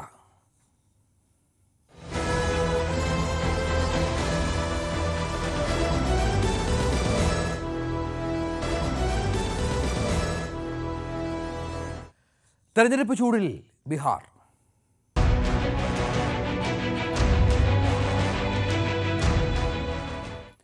ബീഹാറിൽ ഇരുമുന്നണികളിലും സീറ്റ് വിഭജന ചർച്ച അവസാന ഘട്ടത്തിൽ. NDA കക്ഷികൾ തമ്മിൽ സീറ്റ് വിഭജന ധാരണയിലെത്തിയെന്നാണ് സൂചന. നാളെ രാവിലെ 11 മണിക്ക് പ്രഖ്യാപനം ഉണ്ടാകുമെന്ന് നേതാക്കൾ അറിയിച്ചു. JDU 102, BJP 101, LJP 26 എന്നതാണ് നിലവിൽ പുറത്തുവന്ന ധാരണ. മഹാസഖ്യത്തിൽ RJDയും കോൺഗ്രസും ഇടത് പാർട്ടികളുമായുള്ള സീറ്റ് വിഭജന ചർച്ചയിൽ അന്തിമ ധാരണയായിട്ടില്ല. കിരൺ ബാബു ഉണ്ട്. കിരൺ, ഏറ്റവും ഒടുവിൽ വന്ന പ്രഖ്യാപനം OICയുടേതാണ്. 100 സീറ്റിൽ മത്സരിക്കുമെന്നാണ്. അത് നമുക്കറിയാം, പല സംസ്ഥാനങ്ങളിലും ഈ കോൺഗ്രസ് സഖ്യത്തിൻ്റെ, UPA സഖ്യത്തിൻ്റെ പരാജയ കാരണമായത് OIC ആണ്. OIC പിടിക്കുന്ന ന്യൂനപക്ഷ വോട്ടുകളാണ്. സമാനമായി തന്നെ ചില നീക്കങ്ങൾ അവിടെ ഉണ്ടാകുന്നു എന്നുള്ളതാണോ? രഞ്ജിത്ത്, OICയിൽ നിന്ന് തന്നെ തുടങ്ങിയാൽ ബീഹാറിൽ പലപ്പോഴും, ബീഹാർ മാത്രമല്ല മറ്റ് പ്രധാനപ്പെട്ട പല സംസ്ഥാനങ്ങളിലും BJPക്ക് എതിരെ നിലപാട് സ്വീകരിക്കുകയും എന്നാൽ ഇന്ത്യ സഖ്യത്തിൻ്റെ നിർണായകമായ വിജയങ്ങൾ തട്ടിത്തെറിപ്പിക്കുകയും ചെയ്യുന്ന പ്രധാനപ്പെട്ട ഒരു പാർട്ടിയാണ് അസോസിയേഷൻ OICയുടെ AIMM. ആ പാർട്ടി ഇപ്പോൾ അവിടെയും ആദ്യം RJD സഖ്യവുമായി അല്ലെങ്കിൽ RJD കോൺഗ്രസ് സഖ്യവുമായി ഇന്ത്യ സഖ്യത്തിൽപ്പെടുന്ന മഹാഗഠബന്ധനുമായി അവിടെ ഒരു സീറ്റിന് ചോദിച്ചിരുന്നു. പക്ഷേ അവർ അങ്ങനെ അത്തരത്തിലേക്ക് ഏതെങ്കിലും തരത്തിൽ ഇവരുമായി സഖ്യത്തിൽ മത്സരിക്കാൻ തയ്യാറായില്ല. ചില മുസ്ലിം മേഖലകളിലൊക്കെ വലിയ സ്വാധീനമുള്ള പാർട്ടിയാണ്. 5 സീറ്റ് കഴിഞ്ഞ തവണയും ഒക്കെ ജയിച്ച പാർട്ടി കൂടിയാണ്. അങ്ങനെ അവർ ആ മേഖലയിലൊക്കെ ഇത്തരം ചില അവകാശവാദങ്ങളൊക്കെ ഉന്നയിച്ചിരുന്നു. പക്ഷേ അതിനെ കൂട്ടാൻ തയ്യാറായില്ല. 100 സീറ്റുകളിൽ മത്സരിക്കുമെന്നാണ് OIC ഇത്തവണ പറഞ്ഞിരിക്കുന്നത്. 100 സീറ്റുകൾ മത്സരിച്ചാൽ സ്വാഭാവികമായും മുസ്ലിം വോട്ടിൻ്റെ ഒരു നിർണായകമായ ഘടകം അത് OICയുടെ പാർട്ടിയിലെ സ്ഥാനാർത്ഥികൾ നേടിയാൽ സ്വാഭാവികമായും അതിൻ്റെ നേട്ടമുണ്ടാവുക NDA കക്ഷികൾക്ക് തന്നെയാവും. OIC എല്ലാ സ്ഥലത്തും സ്ഥാനാർത്ഥികളെ മത്സരിപ്പിക്കുന്നത് NDAയുടെ വിജയം ഉറപ്പാക്കാൻ വേണ്ടിയാണെന്ന ആരോപണം പലപ്പോഴും ഉയരാറുണ്ട്. പക്ഷേ അതിനെല്ലാം മറികടന്നുകൊണ്ട് വീണ്ടും അദ്ദേഹം അതേ തന്ത്രം തന്നെയാണ് ഇത്തവണ ബീഹാറിലും പ്രയോഗിക്കുന്നതും പ്രധാനമായും മുസ്ലിം വോട്ട് ബാങ്കുകൾ നിർണായകമായ സ്ഥലങ്ങളിലൊക്കെയാണ് ഇങ്ങനെ സ്ഥാനാർത്ഥികളെ മത്സരിപ്പിക്കുന്നത്. ഇനി നമുക്ക് പ്രധാനപ്പെട്ട വിഷയത്തിലേക്ക് കടന്നു വന്നാൽ NDAയുടെയും അതോടൊപ്പം തന്നെ മറു ബ്ലോക്കിൻ്റെയും സീറ്റ് വിഭജന ചർച്ചകൾ, പാർട്ടികൾ തമ്മിലുള്ള സീറ്റ് വിഭജന ചർച്ചകൾ അന്തിമ ഘട്ടത്തിൽ നിൽക്കുകയാണ്. ഒന്നാം ഘട്ട തെരഞ്ഞെടുപ്പ് നോമിനേഷൻ സമർപ്പിക്കാൻ ഇനിയുള്ളത് 6 ദിവസങ്ങളാണ് മുന്നിലുള്ളത്. അതിന് മുന്നോടി ഈ 17-ാം തീയതി വെള്ളിയാഴ്ച വരെയാണ് നോമിനേഷൻ സമർപ്പിക്കാൻ കഴിയുക. നാളെയോടുകൂടി തന്നെ നാളെ രാവിലെ 11 മണിയോടുകൂടി തന്നെ BJPയുടെ സീറ്റ് വിഭജന പ്രഖ്യാപനം, ഔദ്യോഗികമായ പ്രഖ്യാപനം ഉണ്ടാകുന്നു. BJPയുടെ സംസ്ഥാന അധ്യക്ഷൻ, ബീഹാർ അധ്യക്ഷൻ ദിലീപ് ജയ്സ്വാൾ ഇന്ന് പ്രഖ്യാപിച്ചു. എന്തായാലും BJPയുടേതായ ഇതിനുവേണ്ടിയുള്ള കോർ കമ്മിറ്റി ഉണ്ടായിരുന്നു. അതോടൊപ്പം തന്നെ വിവിധ പ്രധാനപ്പെട്ട നേതാക്കളുമായി സഖ്യകക്ഷികളുമായ നേതാക്കളുമായിട്ടുള്ള ചർച്ചകൾ ഉണ്ടായിരുന്നു. BJPയുടെ പ്രത്യേക യോഗവും എല്ലാം ധർമ്മേന്ദ്ര പ്രധാൻ അടക്കം പങ്കെടുത്തുള്ള യോഗവും അടക്കം ഉണ്ടായിരുന്നു. എന്തായാലും പ്രാഥമികമായ ധാരണയിലേക്ക് എത്തിയിരിക്കുന്നു എന്ന് വേണം കരുതാൻ. 102 സീറ്റുകളിൽ JDUവും 101 സീറ്റുകളിൽ BJPയും LJP 26, അത് 25 26 എന്നത് നാളത്തെ പ്രഖ്യാപനത്തോടുകൂടി അറിയാം എന്ന് കഴിയുന്നു. നിതിൻ റാം മാഞ്ചിയുടെ HAM 7 മുതൽ 8 സീറ്റുകൾ വരെയാണ്. 7 സീറ്റ് ഉറപ്പാണ് എന്നാണ് ഇപ്പോൾ പുറത്തു വന്നിരിക്കുന്ന വിവരങ്ങൾ. ചിലപ്പോൾ അവസാന നിമിഷങ്ങളിൽ 1-2 സീറ്റുകളിലൊക്കെ മാറ്റം വരാനുള്ള സാധ്യതയുണ്ട്. ഉപേന്ദ്ര കുശ്വാഹയുടെ RLM മത്സരിക്കുന്നത് 6-7 സീറ്റുകളിലാണ്. അതാണ് പ്രധാനമായും ഇപ്പോൾ നിലവിൽ പുറത്തു വന്നിരിക്കുന്ന ധാരണ. എന്തായാലും കാര്യമായ തർക്കങ്ങളില്ലാതെ NDA സീറ്റ് വിഭജനത്തിലേക്ക് നീങ്ങുന്നു എന്നുള്ള വാർത്തകളാണ് പുറത്തു വരുന്നത്. മറുഭാഗത്ത് ബീഹാറിൽ സീറ്റ് വിഭജനം ഒരുപക്ഷെ നാളെയോടുകൂടി NDAയുടെ പ്രഖ്യാപനം ഉണ്ടായേക്കാം. അടുത്ത ദിവസങ്ങളിലായി മഹാസഖ്യം അല്ലെങ്കിൽ ഇന്ത്യ സഖ്യത്തിൻ്റെ പ്രഖ്യാപനവും പ്രതീക്ഷിക്കണം. ഗസയിൽ സമാധാനം തുടരുമോ?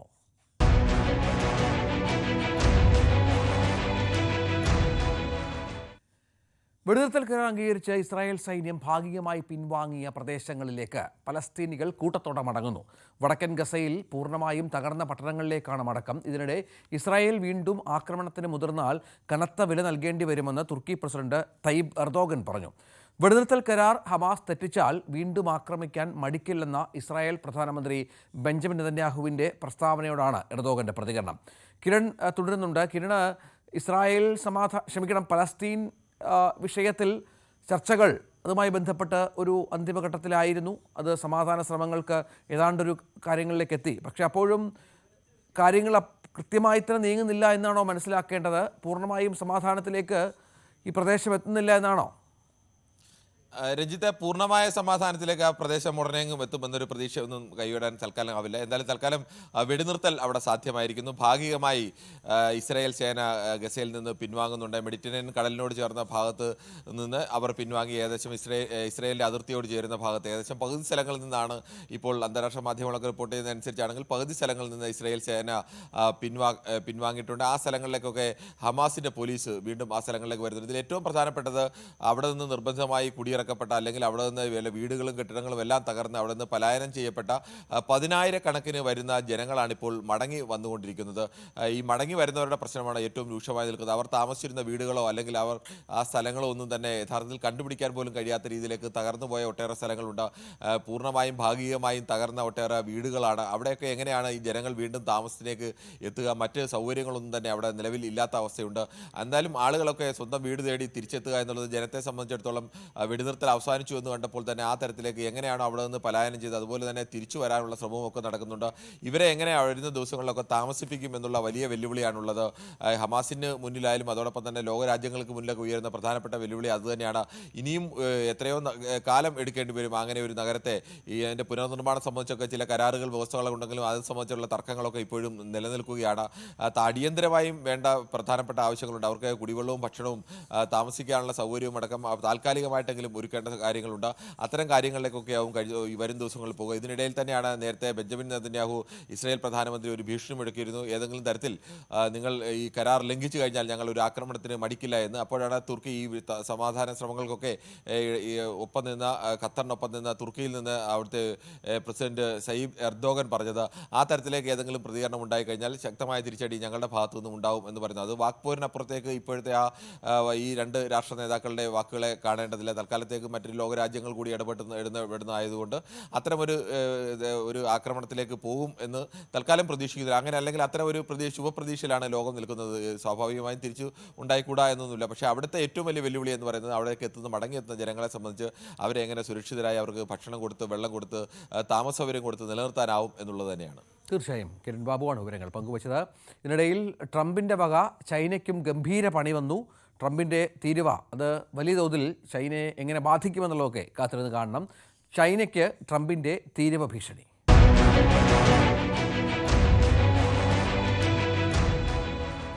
അമേരിക്ക ചൈന വ്യാപാര ബന്ധം വീണ്ടും വഷളാവുകയാണ്. ചൈനീസ് ഇറക്കുമതിക്ക് നവംബർ 1 മുതൽ 100% അധിക തീരുവ ഏർപ്പെടുത്തുമെന്നാണ് US പ്രസിഡന്റിൻ്റെ പ്രഖ്യാപനം. അപൂർവ ധാതുക്കളുടെ കയറ്റുമതിക്ക് ഷീ ഭരണകൂടം കടുത്ത നിയന്ത്രണം ഏർപ്പെടുത്തുകയാണ് ട്രംപിനെ ചൊടിപ്പിച്ചത്. ദക്ഷിണ കൊറിയയിൽ നടക്കുന്ന ഉച്ചകോടിയിൽ ഷീ ജിൻപിങ്ങുമായുള്ള കൂടിക്കാഴ്ചയും റദ്ദാക്കി ട്രംപ് എന്നാണ് മനസ്സിലാക്കേണ്ടത്. But I don't know that we're going to have it. But I'm going to be there regardless, so I would assume we might have it. But they hit the world with something that really is not anything that people are going to do, and it was shocking. I can tell you, Howard and I and Todd, we all Scott, we were all speaking about it before, and we said, where did that come from? It was just. That was out of the blue, right? Out of the blue, they came up with this whole import-export concept, and nobody... PR Karthik വിവരങ്ങൾ പങ്കുവെക്കുകയാണ്. കാർത്തിക്, ഇന്ത്യക്ക് തീരുവ യുദ്ധം ഇന്ത്യയുമായി Trump തുടരുന്നുണ്ട്. ഇപ്പോൾ ചൈനയുമായി എന്ന് പറയുമ്പോൾ അത് ലോകക്രമത്തിലുണ്ടാക്കാൻ പോകുന്ന മാറ്റങ്ങൾ, പുതിയ കൂട്ടുകെട്ടുകൾ, ഇന്ത്യ ചൈന ബന്ധവുമായി ബന്ധപ്പെട്ടുണ്ടാകാൻ പോകുന്ന ഇനിയുള്ള മാറ്റങ്ങൾ, ഇതെല്ലാം നമ്മൾ നോക്കിക്കാണണം. രഞ്ജിത്തെ, ലോകത്തെ രണ്ട് വലിയ സാമ്പത്തിക ശക്തികൾ അമേരിക്കയും ചൈനയും അവർ തമ്മിൽ വ്യാപാര കാര്യങ്ങളിൽ ഉള്ള അഭിപ്രായ ഭിന്നത കൂടുതൽ രൂക്ഷമാവുകയാണ്. ഇതിനാക്കം കൂട്ടിയത് ഡൊണാൾഡ് ട്രംപിൻ്റെ പ്രഖ്യാപനം തന്നെയാണ്. വരുന്ന നവംബർ 1 മുതൽ അമേരിക്കയിലേക്ക് ചൈനയിൽ നിന്നും കയറ്റുമതി ചെയ്യുന്ന ഉൽപ്പന്നങ്ങൾക്ക് അധിക തീരുവ ചുമത്തും എന്നാണ് ട്രംപിൻ്റെ പ്രഖ്യാപനം. നിലവിൽ 30% ശരാശരി തീരുവ ചൈനയ്ക്ക് ഇപ്പോൾ ചുമത്തിയിരിക്കുന്നത്. ഇത് നവംബർ 1 മുതൽ 130% എത്തും. സ്വാഭാവികമായും നിലവിൽ ഇന്ത്യക്ക് ബ്രസീലിനുമാണ് ഏറ്റവും കൂടുതൽ അധിക തീരുവ ചുമത്തിയിട്ടുള്ളത് അമേരിക്ക, 50%. നവംബർ 1 മുതൽ ഏറ്റവും കൂടുതൽ നികുതി ചുമത്തുന്ന രാജ്യമായി ചൈന മാറും. സ്വാഭാവികമായും അവർ തമ്മിലുള്ള ഭിന്നത കൂടുതൽ രൂക്ഷമാവുകയും ചെയ്യും. നിലവിൽ ഈ പ്രതിസന്ധിയിലേക്ക് വഴിവെച്ചത് ചൈനയുടെ ചില തീരുമാനങ്ങളാണ് എന്നാണ് US ഭരണകൂടം അവകാശപ്പെടുന്നത്. അതിൽ ഏറ്റവും പ്രധാനം ചൈനയിൽ നിന്നുള്ള അപൂർവ ധാതുക്കളുടെ കയറ്റുമതിയുടെ കാര്യത്തിലാണ്. കയറ്റുമതിയുടെ കാര്യത്തിൽ കൂടുതൽ നിയന്ത്രണങ്ങൾ ചൈന ഏർപ്പെടുത്തി. പ്രത്യേകിച്ച് ഈ അപൂർവ ധാതുക്കൾ ഏറെ നിർണായകമാണ്. കാരണം യുദ്ധവിമാനങ്ങൾ മുതൽ ഇലക്ട്രോണിക് വാഹനങ്ങൾ വരെയും അതോടൊപ്പം തന്നെ സെമി കണ്ടക്ടറുകളുടെ ഉൽപ്പാദനത്തിലുമൊക്കെ അമേരിക്ക ഏറ്റവും കൂടുതൽ ആശ്രയിക്കുന്നത് ചൈനയുടെ അപൂർവ ധാതുക്കളാണ്. ലോകത്തിലെ തന്നെ ഈ അപൂർവ ധാതുക്കളിൽ ഏറ്റവും കൂടുതൽ അതിൻ്റെ 70% ചൈനയിലാണ് എന്നാണ് കണക്കുകൾ. സ്വാഭാവികമായും അത്തരത്തിൽ ഒരു അവസരം ഷീ ജിൻപിങ് ഉപയോഗിച്ചു എന്ന തരത്തിൽ വലിയ വിമർശനങ്ങൾ പല കോണുകളിൽ നിന്നും വരുന്നു. പ്രത്യേകിച്ച് ഏഷ്യ പസഫിക് സാമ്പത്തിക ഉച്ചകോടി വരുന്ന നാളുകളിൽ നടക്കാനുണ്ട്. ഈ ഉച്ചകോടിയുടെ ഭാഗമായി ട്രംപും ഷീ ജിൻപിങ്ങും തമ്മിലുള്ള കൂടിക്കാഴ്ച നേരത്തെ നിശ്ചയിച്ചിരുന്നു. ഇതിൻ്റെ ഭാഗമായി ചർച്ചകൾ നടക്കാനിരിക്കെയാണ് ഇത്തരത്തിലൊരു തീരുമാനം എന്നതും ഏറെ ശ്രദ്ധേയമാണ്. സാങ്കേതിക രംഗത്തും US-ഉം ചൈനയും തമ്മിലുള്ള തർക്കങ്ങൾ ഇപ്പോൾ രൂക്ഷമാണ്. ഘട്ടം ഘട്ടമായി പല വിഷയങ്ങളിൽ ഉള്ള അഭിപ്രായ ഭിന്നതകളാണ് ഇപ്പോൾ അതിൻ്റെ മൂർധന്യത്തിലെത്തിയിരിക്കുന്നത്. നേരത്തെ അമേരിക്ക സോയാബീൻ ഉൽപ്പാദനത്തിൽ ഏറ്റവും കൂടുതൽ മുന്നിൽ നിൽക്കുന്ന രാജ്യമാണ്. ആ ഉൽപ്പാദിപ്പിക്കുന്ന സോയാബീൻ ഏറ്റവും കൂടുതൽ ഉപഭോക്താക്കൾ ചൈനയിലാണ്. എന്നാൽ മാസങ്ങൾക്ക് മുമ്പ് ഈ സോയാബീൻ്റെ ഇറക്കുമതി ചൈന നിർത്തിയിരുന്നു. അർജന്റീനയിൽ നിന്ന് ഇറക്കുമതി തുടങ്ങുകയും ചെയ്തിരുന്നു. മാത്രമല്ല ചൈനീസ് കപ്പലുകൾക്ക് അമേരിക്കയിൽ പോർട്ട് ഫീസ് ഉയർത്തി. അതിന് പ്രതികാരം എന്ന വണ്ണം ചൈനയും അമേരിക്കൻ കപ്പലുകൾക്കുള്ള പോർട്ട് ഫീസ് കുത്തനെ കൂട്ടുകയും ചെയ്തു. ഇത്തരത്തിൽ പല കാര്യങ്ങളിൽ അവർ തമ്മിലുള്ള ഭിന്നത മാസങ്ങളായി നിലനിൽക്കുന്നു. അത് അതിൻ്റെ പാരമ്യത്തിലെത്തിയിരിക്കുന്നു. സ്വാഭാവികമായും അത് ആശങ്കാജനകമാണ്. ഇന്ത്യ അടക്കമുള്ള രാജ്യങ്ങളെ അത് ഏത് തരത്തിൽ ബാധിക്കും എന്നത് ഏറെ നിർണായകമാണ്. വിദഗ്ധരടക്കം അഭിപ്രായപ്പെടുന്നുണ്ട് ഇത് ഇന്ത്യക്കൊരു അവസരമായി മാറുമെന്ന്. പക്ഷേ അപ്പോഴും ഇലക്ട്രിക് വാഹനങ്ങൾ അടക്കമുള്ള ഉൽപ്പന്നങ്ങളുടെ വില കൂടാനും സെമി കണ്ടക്ടറുകളുടെ ഉൽപ്പാദനത്തിൽ വലിയ ഇടിവ് സംഭവിക്കുന്നതുമൊക്കെ അത് ലോകക്രമത്തെ തന്നെ വലിയ തോതിൽ ബാധിക്കുന്ന ഒരു വിഷയമാണ്. അതിലാണ് ഏറെ ആശങ്ക നിലനിൽക്കുന്നതും. രഞ്ജിത്ത്, തീർച്ചയായും കാർത്തിക് പറഞ്ഞതുപോലെ നമുക്കറിയാം, നമ്മുടെ മന്ത്രി നിതിൻ ഗഡ്കരി പറഞ്ഞത് 6-7 മാസത്തിനുള്ളിൽ, ഒരുപക്ഷെ ഒരു വർഷത്തിനുള്ളിൽ ഇലക്ട്രിക് വാഹനങ്ങളും പെട്രോൾ ഡീസൽ വാഹനങ്ങളും തമ്മിലുള്ള വില അത് ഏതാണ്ട് ഏകീകരിക്കും എന്ന തരത്തിലാണ്. പക്ഷേ ഇപ്പോഴത്തെ പ്രതിസന്ധി മന്ത്രിയുടെ പ്രഖ്യാപനത്തെ ഏതൊക്കെ തരത്തിൽ സ്വാധീനിക്കുമെന്നുള്ളത് കാത്തിരുന്ന് കാണണം. VR കാർത്തിക്കാണ് വിവരങ്ങൾ പങ്കുവച്ചത്. വനിതാ മാധ്യമ പ്രവർത്തകരെ താലിബാൻ അല്ലെങ്കിൽ അഫ്ഗാൻ വിലക്കിയതിൽ പ്രതിഷേധം.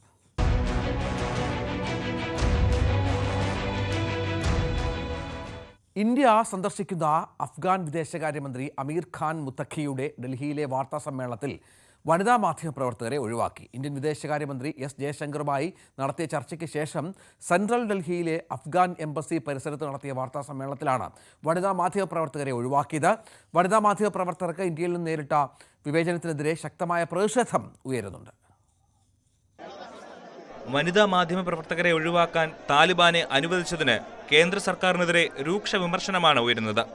സ്വന്തം മണ്ണിൽ നിബന്ധനകൾ വയ്ക്കാനും വിവേചനപരമായ അജണ്ടകൾ അടിച്ചേൽപ്പിക്കാനും താലിബാന് എന്ത് അധികാരമാണുള്ളതെന്ന് കോൺഗ്രസ് നേതാക്കൾ ചോദിക്കുന്നു. വിഷയത്തിൽ കേന്ദ്ര സർക്കാർ നിലപാട് വ്യക്തമാക്കണമെന്ന് പ്രിയങ്ക ഗാന്ധി ആവശ്യപ്പെട്ടു. വാർത്താ സമ്മേളനത്തിനായി 17 മാധ്യമ സ്ഥാപനങ്ങളെ ക്ഷണിച്ചിരുന്നു. എന്നാൽ അവയെല്ലാം പുരുഷ മാധ്യമ പ്രവർത്തകർക്കായിരുന്നു. എംബസിയുടെ ഗേറ്റിന് പുറത്ത് 2 വനിതാ മാധ്യമ പ്രവർത്തകർ കാത്തുനിന്നെങ്കിലും അവരെ അകത്തേക്ക് പ്രവേശിപ്പിച്ചില്ല. കസേരകൾ ഉണ്ടായിരുന്നിട്ടും എല്ലാ സീറ്റുകളും നിറഞ്ഞെന്ന മറുപടിയാണ് മാധ്യമപ്രവർത്തകർക്ക് ലഭിച്ചത്. എന്നാൽ സംഭവത്തെക്കുറിച്ച് അറിയില്ലെന്നായിരുന്നു ഇന്ത്യൻ വിദേശകാര്യ മന്ത്രാലയത്തിന്റെ പ്രതികരണം.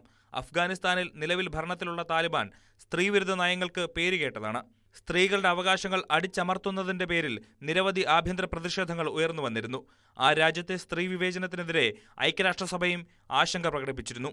വിദ്യാഭ്യാസം, തൊഴിൽ, പൊതുജീവിതം എന്നിവയിൽ നിന്ന് സ്ത്രീകളെ അകറ്റി നിർത്തുന്ന നയങ്ങൾ എത്രയും പെട്ടെന്ന് പിൻവലിക്കണമെന്നും താലിബാനോട് UN ആവശ്യപ്പെട്ടിരുന്നു. 2021 അഫ്ഗാനിസ്ഥാനിലെ സർക്കാരിനെ അട്ടിമറിച്ച് അധികാരം പിടിച്ചെടുത്ത ശേഷം ഒരു താലിബാൻ മന്ത്രി നടത്തുന്ന ആദ്യ ഇന്ത്യൻ സന്ദർശനമാണ് മുത്തഖിയുടേത്.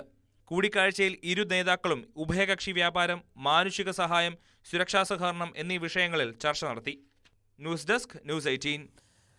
ലൈഫ് മിഷൻ കള്ളപ്പണം വെളുപ്പിക്കൽ കേസിൽ എൻഫോഴ്സ്മെന്റ് ഡയറക്ടറേറ്റ് സമൻസ് അയച്ചവരിൽ മുഖ്യമന്ത്രിയുടെ മകനും 2023 ഫെബ്രുവരി 14 ഹാജരാകാൻ ആവശ്യപ്പെട്ട് വിവേക് കിരണിന് ED നോട്ടീസ് അയച്ചതിന്റെ വിവരങ്ങളാണ് ഇപ്പോൾ പുറത്തുവന്നത്. ക്ലിഫ് ഹൗസ് വിലാസത്തിലായിരുന്നു സമൻസ്. എന്നാൽ വിവേക് EDക്ക് മുന്നിൽ ഹാജരായില്ലെന്ന് മാത്രമല്ല, അന്വേഷണവും മുന്നോട്ട് പോയില്ല. വാർത്ത പുറത്തു വന്നതോടെ CPM BJP ഡീൽ എന്ന ആരോപണം ആയുധമാക്കുകയാണ് കോൺഗ്രസ്. നയതന്ത്ര സ്വർണ്ണക്കടത്ത് തൊട്ടു പിന്നാലെയാണ് ലൈഫ് മിഷൻ അഴിമതിയിലും എൻഫോഴ്സ്മെന്റ് ഡയറക്ടറേറ്റ് അന്വേഷണം തുടങ്ങിയത്. ലൈഫ് മിഷൻ വടക്കാഞ്ചേരിയിൽ ലൈഫ് മിഷൻ പദ്ധതിയുടെ മറവിൽ കള്ളപ്പണം വെളുപ്പിച്ചു എന്ന ആരോപണമാണ് അന്ന് ഉയർന്നു വന്നത്. പിന്നീട് രണ്ടാം പിണറായി സർക്കാർ വന്ന ശേഷം വീണ്ടും ഈ കേസ് തലപൊക്കി. അതിനുശേഷമാണ് 2023 മുഖ്യമന്ത്രിയുടെ മുൻ പ്രിൻസിപ്പൽ സെക്രട്ടറിയായിരുന്ന M ശിവശങ്കറിനെ ചോദ്യം ചെയ്യാൻ വിളിക്കുകയും അറസ്റ്റ് ചെയ്ത് ജയിലിലടക്കുകയും ചെയ്തത്. M ശിവശങ്കർ ചോദ്യം ചെയ്യലിന് ഹാജരായ M ശിവശങ്കറിനെ അറസ്റ്റ് ചെയ്ത അതേ ദിവസം തന്നെയാണ് മുഖ്യമന്ത്രിയുടെ മകൻ വിവേക് കിരണിനും എൻഫോഴ്സ്മെന്റ് ഡയറക്ടറേറ്റ് ചോദ്യം ചെയ്യലിന് ഹാജരാകാൻ, കൊച്ചിയിലെ ഓഫീസിൽ ചോദ്യം ചെയ്യലിന് ഹാജരാകാൻ നോട്ടീസ് നൽകിയത്. Vivek Kiran, son of Pinarayi Vijayan, Cliff House Thiruvananthapuram എന്ന വിലാസത്തിലാണ് ദുബായിൽ ജോലി ചെയ്യുന്ന വിവേക് കിരണിന് എൻഫോഴ്സ്മെന്റ് ഡയറക്ടറേറ്റ് നോട്ടീസ് അയച്ചത്. പക്ഷേ വിവേക് ഹാജരായില്ലെന്നാണ് നമുക്ക് ലഭിക്കുന്ന വിവരം. അതിനുശേഷം ആ നോട്ടീസിൽ തുടർ നടപടി എൻഫോഴ്സ്മെന്റ് ഡയറക്ടറുടെ ഭാഗത്ത് നിന്ന് ഉണ്ടായിട്ടുമില്ല. എന്തുകൊണ്ടാണ് ഇത്തരമൊരു നോട്ടീസ് നൽകിയിട്ടും അത് തുടർ നടപടികളുമായി എൻഫോഴ്സ്മെന്റ് ഡയറക്ടറേറ്റ് മുന്നോട്ട് പോകാത്തത്? എവിടെയാണ് ഈ അന്വേഷണം നിലച്ചത്? എന്താണ് അതിന് കാരണമെന്ന ചോദ്യമാണിപ്പോൾ ഈ നോട്ടീസിന്റെ വാർത്ത പുറത്തു വന്ന ശേഷം പ്രതിപക്ഷം ഉന്നയിക്കുന്നത്. നേരത്തെ തന്നെ പ്രതിപക്ഷത്തിന്റെ പ്രധാനപ്പെട്ട ആരോപണം മുഖ്യമന്ത്രി പിണറായി വിജയനും CPMനും BJP നേതൃത്വവുമായി, കേന്ദ്ര ഏജൻസികളുമായി അവിശുദ്ധ കൂട്ടുകെട്ടുണ്ട്, അവിശുദ്ധ ബന്ധമുണ്ട്. അതുകൊണ്ടാണ് പല ഘട്ടത്തിൽ സ്വർണ്ണക്കടത്ത് കേസിലാകട്ടെ ലൈഫ് മിഷൻ കേസിലാകട്ടെ അന്വേഷണം മുഖ്യമന്ത്രിയിലേക്ക് എത്തുമെന്ന സൂചനകൾ വന്നിട്ടും അവിടേക്ക് എത്താത്തത്. ഒരു കാര്യം ഉറപ്പായിരിക്കുന്നതോടുകൂടി മുഖ്യമന്ത്രിയുടെ വസതിയിലേക്ക് വരെ, അദ്ദേഹത്തിൻ്റെ മകനിലേക്ക് വരെ ED അന്വേഷണം എത്തിയിരുന്നു. പക്ഷേ അത് എങ്ങോട്ടും പോയില്ല, പാതി വഴിയിൽ നിലച്ചു. അതെന്തുകൊണ്ടെന്ന ചോദ്യവും വിമർശനവും വീണ്ടും കോൺഗ്രസ് ഉന്നയിക്കുകയാണ്. ഇതേ കാലയളവിൽ മറ്റ് ഷിബു സോറനും അതുപോലെ തന്നെ അരവിന്ദ് കെജ്രിവാളും അടക്കമുള്ള BJP ഇതര പാർട്ടികൾ ഭരിക്കുന്ന സംസ്ഥാനങ്ങളിലെ മുഖ്യമന്ത്രിമാർക്ക് അറസ്റ്റും ജയിലിലും പോകേണ്ടി വന്നു. എന്തുകൊണ്ട് പിണറായി വിജയനിലേക്ക് എത്തിയില്ല എന്നതിൻ്റെ മറുപടിയായി കോൺഗ്രസ് പറയുന്നത് ഈ ഒരു അവിശുദ്ധ കൂട്ടുകെട്ട് തന്നെയാണ്. ഏതായാലും ഈ നോട്ടീസിൻ്റെ പശ്ചാത്തലത്തിൽ വീണ്ടും അത്തരം ആരോപണങ്ങൾ കോൺഗ്രസ് സജീവമായി തന്നെ മുഖ്യമന്ത്രിക്കും BJPക്കുമെതിരെ ഉന്നയിക്കുകയാണ്. CPMന്റെ ഭാഗത്ത് ഇതുവരെ ഈ വിഷയത്തിൽ പ്രതികരണം വന്നിട്ടില്ല. എൻഫോഴ്സ്മെന്റ് ഡയറക്ടറേറ്റും ഇക്കാര്യത്തിൽ തുടർ പ്രതികരണങ്ങൾക്ക് തയ്യാറായിട്ടില്ല. ഇതിനിടെ ഈ വിഷയത്തിൽ മുഖ്യമന്ത്രിക്ക് പ്രതിരോധം തീർത്ത മന്ത്രി V ശിവൻകുട്ടിയാണ് ഇന്ന് രംഗത്ത് വന്നത്. മുഖ്യമന്ത്രിയുടെ മകന് ED സമൻസ് ലഭിച്ചുവെന്ന വിവരം പുറത്തു വന്നതിന് പിന്നാലെയാണ് കവചമായി മന്ത്രിയുടെ വാക്കുകൾ. മുഖ്യമന്ത്രിയെ രാഷ്ട്രീയമായി നേരിടാൻ കഴിയാത്തവരാണ് കുടുംബാംഗങ്ങളെ അപകീർത്തിപ്പെടുത്താൻ ശ്രമിക്കുന്നതെന്നാണ് ശിവൻകുട്ടി പറയുന്നത്. തെരഞ്ഞെടുപ്പ് അടുക്കുമ്പോൾ വാർത്ത എഴുതി വിടുന്നവരുടെ ഉദ്ദേശം വ്യക്തമാണെന്നും മന്ത്രി പറഞ്ഞു. ഇത് മുഖ്യമന്ത്രിയുടെ മകനെതിരായുള്ള ആരോപണമല്ല, മറിച്ച് കഴിഞ്ഞ 9 വർഷമായി കേരളത്തെ മികച്ച രീതിയിൽ നയിക്കുന്ന അഴിമതിയുടെ കറപുരലാത്ത മുഖ്യമന്ത്രി സഖാവ് പിണറായി വിജയനെ വ്യക്തിപരമായി ലക്ഷ്യം വയ്ക്കുകയാണ്. അദ്ദേഹത്തെ രാഷ്ട്രീയമായി നേരിടാൻ കഴിവില്ലാത്തവർ കുടുംബാംഗങ്ങളെ വലിച്ചഴിച്ച് ചെളിവാരി എറിയാൻ ശ്രമിക്കുകയാണ്. പ്രതിപക്ഷ പാർട്ടികൾ ഭരിക്കുന്ന സംസ്ഥാനങ്ങൾ സർക്കാരുകളെ അസ്ഥിരപ്പെടുത്തുവാൻ കേന്ദ്ര ഏജൻസികളെ ഉപയോഗിക്കുന്നത് ഒരു സ്ഥിരം തന്ത്രമാണ്. ഇതിൻ്റെ ഏറ്റവും ഒടുവിലത്തെ ഉദാഹരണമാണ് കേരളത്തിൽ ഇപ്പോൾ കാണുന്നത്. ഭിന്നശേഷി സംവരണ നിയമന വിഷയത്തിൽ നിലപാടിൽ അയവ് വരുത്തി വിദ്യാഭ്യാസ മന്ത്രി. Changanassery archbishop Mar Thomas തറയിലുമായി മന്ത്രി കൂടിക്കാഴ്ച നടത്തി. തിങ്കളാഴ്ച മാനേജ്മെന്റുകളുമായി സർക്കാർ ചർച്ച നടത്തും. സന്ദർശനം സൗഹാർദ്ദപരമായിരുന്നുവെന്ന് മന്ത്രി പറഞ്ഞു. തിരുമേനി അടക്കമുള്ള മാനേജ്മെന്റ് ഇത് ഞങ്ങൾക്ക് കൂടി ബാധകമാക്കണമെന്നുള്ള വാദം ഉന്നയിച്ചിട്ടുണ്ട്. അവരെല്ലാം ബഹുമാനപ്പെട്ട മുഖ്യമന്ത്രി കണ്ടിട്ടുണ്ട്, നിവേദനം നൽകിയിട്ടുണ്ട്. പിന്നെ ജോസ് മുഖ്യമന്ത്രി കണ്ട് സംസാരിച്ചിട്ടുണ്ട്. മുഖ്യമന്ത്രി തന്നെ ഇന്നലെ ഡൽഹിയിൽ വെച്ച് പ്രഖ്യാപിക്കുകയുണ്ടായി. പിന്നെ ചർച്ചയിലൂടെ പ്രശ്നത്തിന് പരിഹാരം കാണും. അതിന് ബന്ധപ്പെട്ട ആൾക്കാരുടെ യോഗം 13-ാം തീയതി വിളിച്ചിട്ടുണ്ട്. ആ യോഗത്തിന് ശേഷം പ്രശ്നത്തിന് പരിഹാരം കാണുമെന്ന് മുഖ്യമന്ത്രി പ്രഖ്യാപിച്ചിട്ടുണ്ട്. പിന്നെ വളരെ സൗഹാർദ്ദപരമായ ചർച്ചയായിരുന്നു, സ്നേഹസമ്പന്നമായിട്ടുള്ള ചർച്ചയായിരുന്നു. തിരുമേനിയായിട്ട് കുറേ സമയം ചെലവഴിച്ചു. അതേസമയം ഭിന്നശേഷി സംവരണ നിയമന വിഷയത്തിൽ സർക്കാരും ക്രൈസ്തവ മാനേജ്മെന്റുകളും തമ്മിൽ ഏതാനും നാളുകളായി അഭിപ്രായ വ്യത്യാസം തുടരുന്നതിനിടെയാണ് വിദ്യാഭ്യാസ മന്ത്രിയുടെ സന്ദർശനം. NSS മാനേജ്മെന്റ് സുപ്രീം കോടതിയിൽ നിന്നും നേടിയെടുത്ത അനുകൂല വിധി തങ്ങൾക്ക് ബാധകമാക്കണമെന്ന ക്രൈസ്തവ മാനേജ്മെന്റുകൾ നിലപാടിനെ നേരത്തെ വിദ്യാഭ്യാസ മന്ത്രി രൂക്ഷമായി വിമർശിച്ചിരുന്നു. ഈ പൊതുസമൂഹത്തിന്റെ ആശങ്ക ദൂരീകരിക്കാനുള്ള സർക്കാരിന്റെ ശ്രമങ്ങളെ സ്വാഗതം ചെയ്യുന്നുവെന്നാണ് ആർച്ച് ബിഷപ്പ് മാർ തോമസ് തറയിലിന്റെ പ്രതികരണം. മറ്റൊരു വാർത്തയിലേക്ക്. ശിവഗിരി മഠത്തിലെ പോലീസ് നടപടിക്ക് 30 ആണ്ട്. 1995 ഒക്ടോബർ 11 പുലർച്ചെയായിരുന്നു സ്വാമിമാർ തമ്മിലുള്ള തർക്കം പരിഹരിക്കാൻ ശിവഗിരിയിൽ പോലീസ് കയറിയത്. ഹൈക്കോടതി വിധി നടപ്പാക്കാനായിരുന്നു പോലീസിന്റെ ഇടപെടൽ.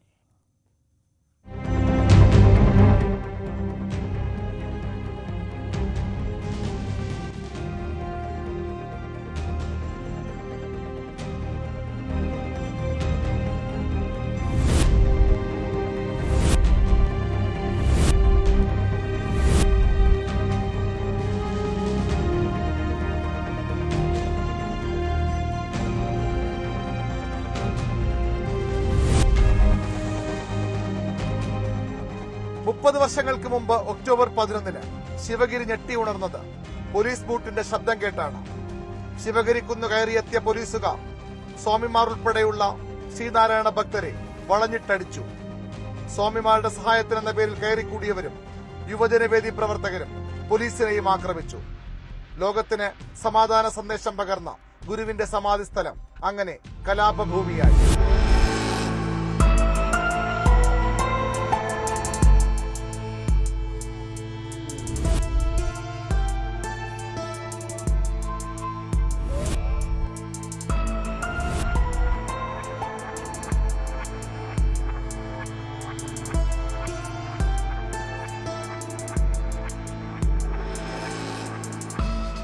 മുഖ്യമന്ത്രി A.K. ആന്റണിക്കെതിരെ വലിയ വിമർശനമുയർന്നു.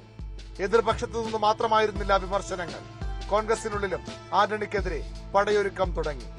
ശിവഗിരിയിലെ സ്വാമിമാർ തമ്മിലുള്ള അധികാര തർക്കങ്ങളും തമ്മിലടിയുമായിരുന്നു പോലീസ് നടപടിയിൽ കലാശിച്ചത്. അതിന്റെ തിക്തഫലം അനുഭവിക്കേണ്ടി വന്നത് UDF ആയിരുന്നു. 1996 നിയമസഭാ തെരഞ്ഞെടുപ്പിൽ UDF-ന് വൻ തകർച്ചയുണ്ടായി. അധികാരത്തിൽ വന്ന നായനാർ സർക്കാർ ജുഡീഷ്യൽ അന്വേഷണം പ്രഖ്യാപിച്ചു. ആന്റണി സർക്കാരിനെ പൂർണ്ണമായി കുറ്റപ്പെടുത്തുന്നതായിരുന്നില്ല കമ്മീഷൻ റിപ്പോർട്ട്. എങ്കിലും സർക്കാരിനെതിരെയും പരാമർശങ്ങളുണ്ടായിരുന്നു.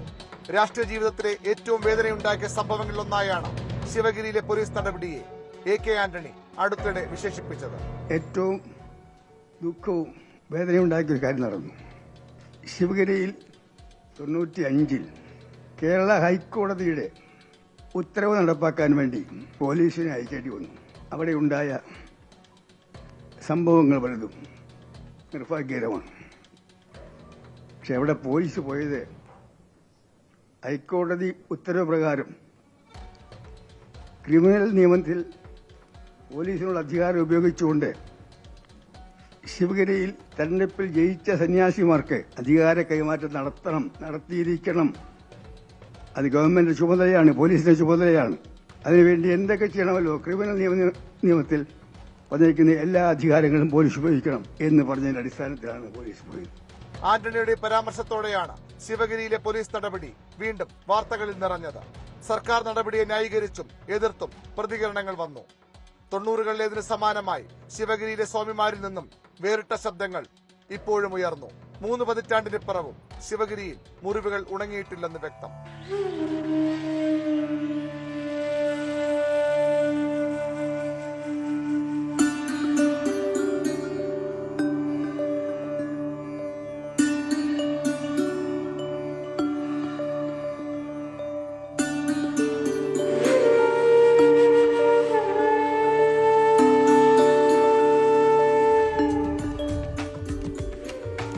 ന്യൂസ് 18 തിരുവനന്തപുരം. ന്യൂസ് at 9 ഇതോടെ പൂർണ്ണമാവുകയാണ്. നമസ്കാരം.